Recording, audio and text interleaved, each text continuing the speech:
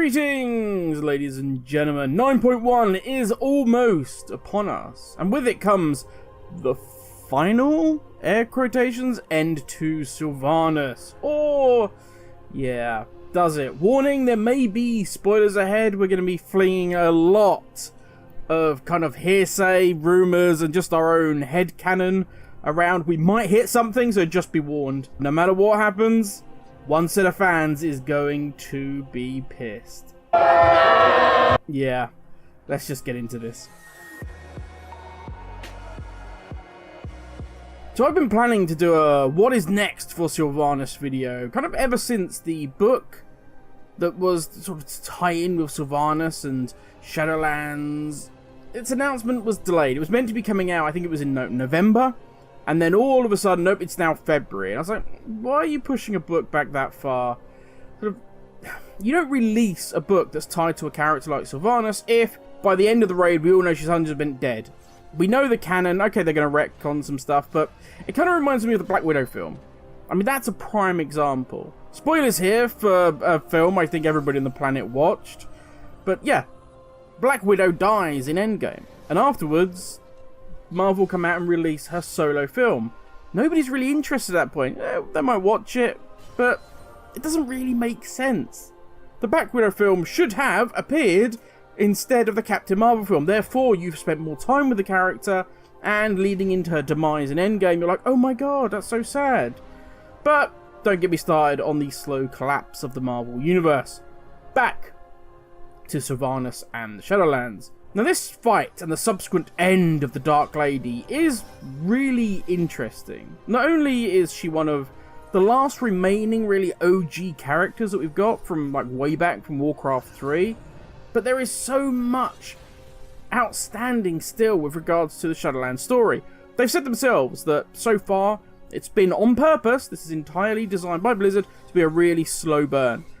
What they wanted was the sort of the release going up until 9.1, but we're going to get to know the Covenants, we're going to get them to work together, and then 9.1 and on is going to tell us more about what's actually happening with the Jailer. Because, let's be honest, we haven't really seen much of the Jailer. And we've got, what, Helya still kicking about? The Thanos is supposedly out there somewhere. And of course, as I mentioned before, we have the Sylvanas Did Nothing Wrong book that's going to be published in February. Now, don't start on me. The reason I say that is, it is my belief that they are going to change the backstory of Sylvanas to suit the current narrative they wish to tell. We've seen it happen before. It happened with Illidan. We went into Outland to stop him and all his naughty shenanigans. But what we didn't know was he was being a super good guy. He was trying to stop everything, and God, we get in the way and we stop him. If only we'd known. Ah, awful storytelling. So to me, the worst case scenario is Sylvanas is completely and utterly redeemed. You know, ever since the story of The Edge of Night, which is one of, I think, my favourite Warcraft stories. Basically, it's talking about that after the death of Arthas, sort of everything that's happened to Sylvanas, it's led to the fact she wants to see Arthas dead. She goes to Icecrown, and that's it. She has nothing else to live for. So she jumps off the top of Icecrown, lands upon Saronite ore, which is the blood of Yogg-Saron, I believe. Ooh, that's pushing me there, and my knowledge.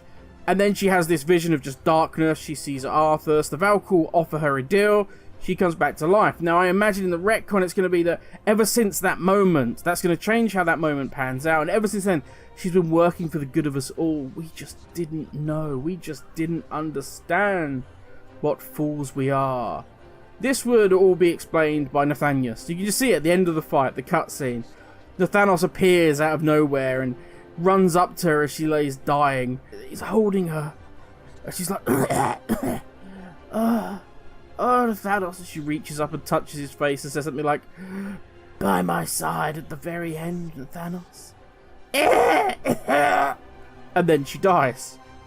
All this feeling and emotion would completely override the fact it's just really bad storytelling.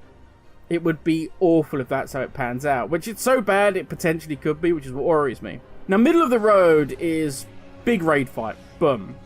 While Sylvanas keeps the forces of the Mawwalker busy, the jailer and Anduin and his Morsworn army invade Oribus, let's say, and they gain the last power of the Arbiter.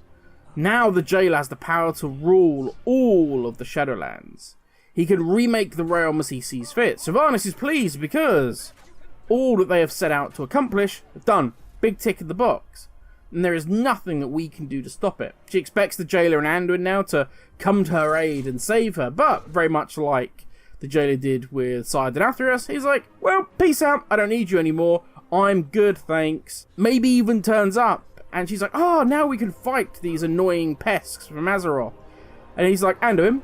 Anduin's like, yes, master. He's like, Anduin, stab Sylvanas for me. And that's the end cutscene, is that Anduin steps forward and just plows his blade into Sylvanas' heart, kills her, and then they open the teleporter and whoomp, disappear out of there. Maybe you could then have the story continues on, because obviously she's dead, but you've got I can't remember the name of it now, but basically his Morn Blade, which would also gather fragments of somebody's soul. And you could have Nathanos running off to try and reclaim Sylvanas' soul to try and redeem her, or maybe even tie that into, I think it's Verisa, who in the Folk Tales of Azeroth, she's actually got a story in there. I won't spoil it too much, but basically she tries to reclaim Sylvanas' soul. It is amazingly written. Apologies, I will try and find the name of the author and put it up on the screen now. But that author needs to write some more stories because it is outstanding. It is so good. So hopefully it would tie into something like that. Also, it would leave the story of Sylvanas unresolved until later on in Shadowlands. It kind of be, okay, look, she's dead. She's out the story, but there's still kind of her soul, or maybe a chance that can be redeemed, which would make both people happy. Look, she's dead, we're happy, boom. Half the fan base is happy, and then the other half that cares can try and go off and redeem her, or see where that story leads. Now, last of all is the, I don't want to say worst case scenario, but it's the full-on Illidan style story, which is, look, Sylvanas is working with the bad guys, but what nobody knows, she's also working against them. She sees the corruption of the Shadowlands, the fact that you have no choice what is going to happen to you upon death. You die, then you awaken in a vampire's torture device? That's not cool. Or worse, you have all of your memories of the ones you loved, of the life you led, just ripped out of you, so that you can serve the Kyrian better?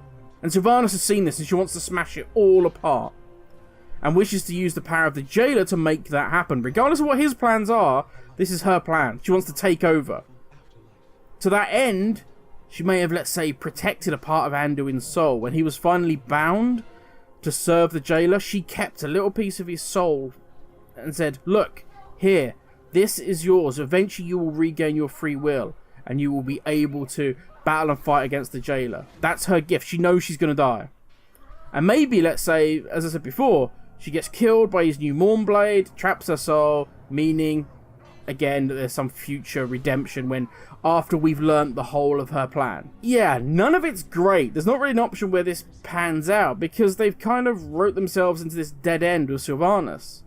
And it's a shame, because regardless of what they do, it's such a waste of an amazing character. But granted, she hasn't had enough to do. They haven't really used that character well. World of Warcraft likes big moustache twiddling villains, and it's a shame because like Garrosh was completely wasted in that way. But the backstory that's been created for Sylvanas is amazing, and to bring out Kirsty Golden again to retcon this is just, and have it that, oh, it's hashtag she did nothing wrong. It's bad writing, and worse than that, it's awful world building. It's the same as the Chronicles. We had this, oh, you know, the Chronicles is going to be this canon. This is all the things that happened in World of Warcraft. You can read it all and you'll be immersed in it. And it's an amazing collection. And it kind of sorts out all of the issues that we've had with the story along the way. It's told, of course, from the, you know, the aspect of the Titans. It's told from their point of view. So that's a get out of jail free card, because whenever something comes up that conflicts to it, it's like, well, the Titans didn't know that, did they? That's why it was never in the Chronicles. It's bad writing. Sylvanas is good because of her flaws. She fought with honor. She tried to defend her homeland, and then She has her soul ripped from her body. Right on the point of death, when the sweet release comes, her soul is ripped out of her body. Her body is then thrown on a meat wagon, only to be later to be thrown in a metal coffin, just to wind her up and trigger and cause her more grief. She's then given just enough free will to understand the horrors that are unfolding to her beloved homeland. When she cries out in pain because of what she sees, she kills yet more people. This nightmare is her life until she becomes free and reclaims her body. Once she knows Arthas is dead, as we said before, there's no reason to live. From then on, she decides that, no, the Forsaken are not expendable. That's going to be my driving force. That's going to be my goal. And now, with the way Shadowlands has panned out, they've taken that away from her. They've betrayed that. She never really cared about anyone, to be honest. It's the same as what they did with Garrosh. Garrosh was all about honour. They stripped that away from him. We had it in Legion where she was going to make a deal with Helya, and then Greymane turns up, hunts her down, and then that story was kind of dropped and didn't go anywhere. I would love to know where that's going. I hope things like that are in the new Sylvanas book. What was going on at those times? But let's be honest, if we just go back and look at those things that happened to Sylvanas, regardless of how she started out, doesn't matter how patient you are, how much you can turn the other cheek, that's a pretty rough time, what happened to her. It's no wonder that sometimes we can't see her motivations or understand why she's doing these things. And I'm not condoning her actions. I'm not saying, oh, it makes perfect sense for a character to burn an entire tree down. Why she'd suddenly get annoyed by one elf and go on a rage spree. But her original character, the motivations, the things that had happened to her, made her interesting. Made her a great story. Very much like Illidan characters. Those characters that are conflicted by the things. Illidan was a dick, but he was also fantastic. Retconning him to just be, I was trying to do this all along for just the good of Azeroth. No! No. I was so happy, because I was really bummed with the Illidan story in Legion. The bit when the Naru are like, okay, it's time to make you one with the light. He's like, no thanks! And he blows the Naru up. I was like, yes! There's still a bit of Illidan in there. That's fantastic. Makes for great world building. Having characters that have duality. Anduin, with tingly bones that means he can do no wrong. Or Bane basically just being the Tauren version of Mr. Muscle is not interesting. We need more Greymanes, we need more Jainas, more Thralls. And I know this will piss people off, but World of Warcraft needs characters like Sylvanas, like Garrosh. One last thing to think about before we go.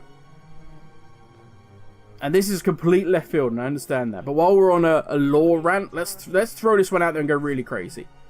With Anduin now being a Morsworn, now he's obviously going to come back. He's obviously going to come back to us, but he's been touched, he's been tainted somewhat by this. He has to have been. No matter what happens to it, even if he doesn't, he's not the one that stabbed Sylvanas. He's been twisted and tainted. With Tyrellian having the throne back in Stormwind, it's going to be interesting to see if, when Anduin comes back, whether Tyrellian's like, okay, cool, you've been touched by the darkness of death, I will completely give up the throne to you. Whether he'll want Anduin tested, whether he'll be hesitant to actually hand the throne back over. Will he open the doors? With everything that's happened, so Anduin's been taken, Jaina's gone, is all of a sudden, is Tyrellian going to be sat there thinking, I'm going to open the doors to the Army of the Light, and I'm going to bring them in. The forces of death are at our door, potentially. We're going to be at war with death itself. We need an army that can fight that. I'm going to open up Azeroth to the Army of the Light to help defend us. If you've done the Magar storyline, you'll know that the Army of the Light is crazy. They are fanatical. They are mad. And I think something like that would be a really interesting twist and a really interesting kind of introduction to the cosmic war that we're supposedly about to head into. Whew. All I hope is that we don't get a lame, just pure redemption arc that just rewrites everything we've seen before. I will say, we will soon get to see for ourselves. 9.1 is literally just, 24 hours away if you're American, and 48 hours away if you're in the EU. So, we will see the story shortly enough. As well as, of course, the amazing Mega Dungeon and a host of other features, but I am really stoked for that new Mega Dungeon. But until then, feel free to drop a comment. Let me know what you think the 9.1 has in store. Not just for Sylvanas, but also our heroes and the wider story, and where you think it could go if potentially we are going to get some more cosmic themes with regards to like Turelion being one of the generals of the Army of the Light. But I think that's enough from me. I've been going on for a while now. Thank you for watching, stay safe, and I will catch you all in the next video. Laters everyone.